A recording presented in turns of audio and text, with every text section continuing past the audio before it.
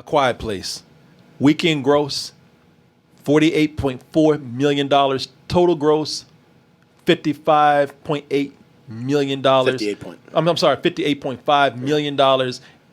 So almost $60 million, and that's on a budget of $61 million. So it's pretty much made his budget back. That's good. They're happy about that. Yeah. So you just saw this today? I did. What'd you think? You know what? Just for full context for people, this is my first time back in a theater in over a year. The last movie I saw in theater was in 2019, I guess, and that was it was very early 2020, and it was The Invisible Man.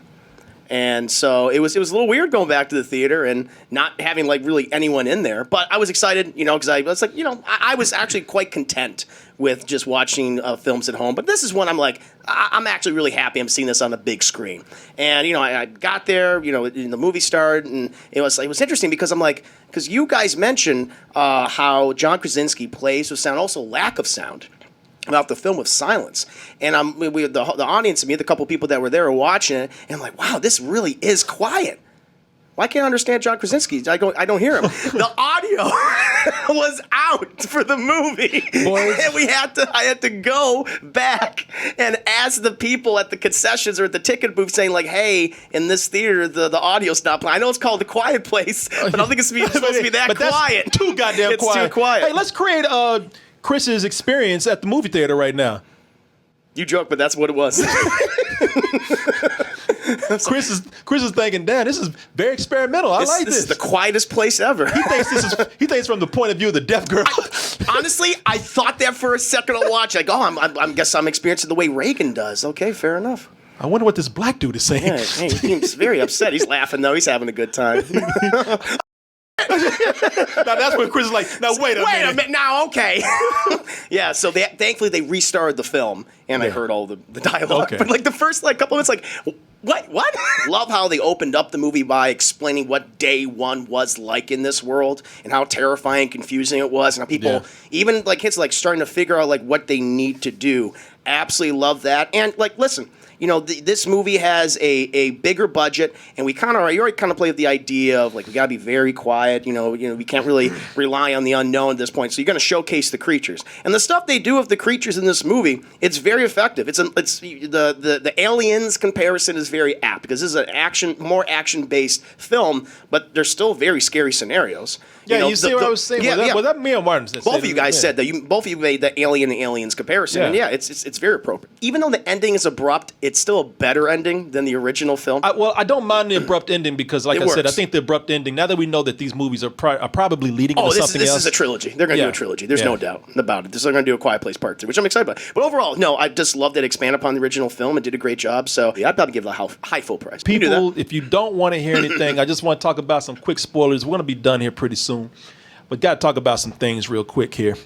So, with this movie, man, I'm going to say that I like that this is more the kids' movie. The children. More focused on them. It's their movie. Mm-hmm. Where the first one, it was that's because we're talking about how did this expand. Mm-hmm. They did a great job with the writing expanding this because it was the adults, especially with Emily Blunt's character and the baby. It's all about what we have to do to protect these kids. Yeah, very paternal, maternal film. That's what it was. But I like the way things turned around. Mm-hmm. And now, like, Reagan... Marcus is the character. And Marcus, that's the character. Yeah, Reagan and Marcus. I like that they're the ones who are taking care of the adults now. Yeah. First one was the adults protecting the children in this world and sacrificing. Mm-hmm. This one is the kids are going out and protecting the adults. Yeah, the elders. And that was kind of cool because that led up to another kind of contrast.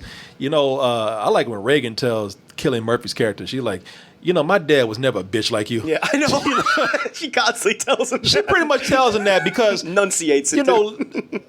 Lee Abbott, that's his name. Lee, John Krasinski character. His whole thing was about, I'm trying to help people. Yeah. I'm trying to find survivors. I'm trying to protect my kids. He's trying to protect his own. I don't think he gives a shit about other survivors. I think he was trying to reach out. He was staying in communication. He was in communication. If he hurt somebody, I think he would actually help them. Fair enough. This dude is just kind of like, look, I lost everything. Yeah. I don't give a fuck about people. And okay, call me a bitch, but your dad didn't see the kind of assholes out here that I have seen. The other thing that I thought was cool are something that was something that I thought the way they got around a certain trope. I like that those survivors, because you always have in the apocalypse or the aftermath of some tragic, world shattering, social shattering upheaval, thing. yeah. Upheaval, yeah.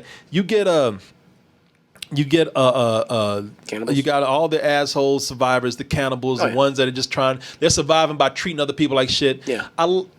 Normally I would have said, oh, well, here we go again. But I like that the movie just didn't put that in. They put them in there, but they got rid of that shit quick. Did they ever?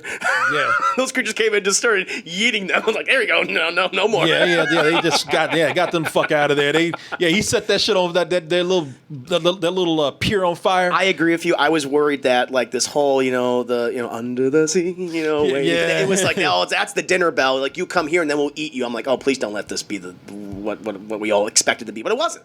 I was like, oh, I appreciate that. Yeah, they dealt with the cannibal. There's the cannibals and they're gone. I also thought that little bitch that he came up to, a little 7-year-old girl, they used as bait. She trapped his ass and smiled at him. She's like, she wants that meat. Yeah, I'm gonna eat your ass. They insinuated that, okay, first we're gonna rape you. Oh, yeah. And then we're gonna eat you. Yep. They're gonna rape that little girl and then they're gonna eat her. Yeah. And it was no dialogue. First of all, let's talk about that stupid moment where everybody just chilling on that island.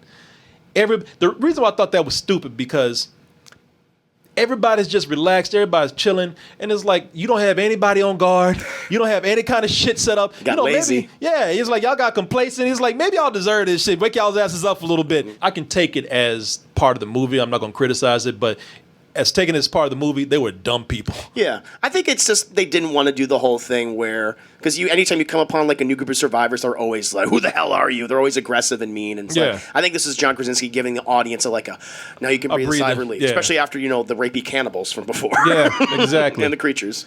Jimon Hansu, completely stupid part in the movie.